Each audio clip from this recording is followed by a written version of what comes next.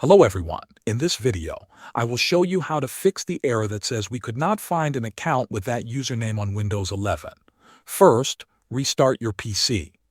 This may sound simple, but it often fixes temporary system problems that can affect sign-in. Next, check your date and time settings.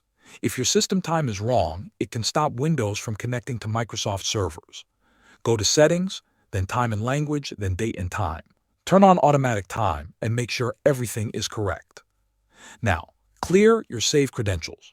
Click on the search bar and type Credential Manager, then open it.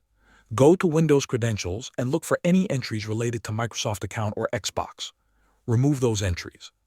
This helps remove old or broken login data. After that, reset the Microsoft Store cache. Press Windows key and R together to open the Run box. Type W as reset.exe and press Enter. This will refresh store-related login data.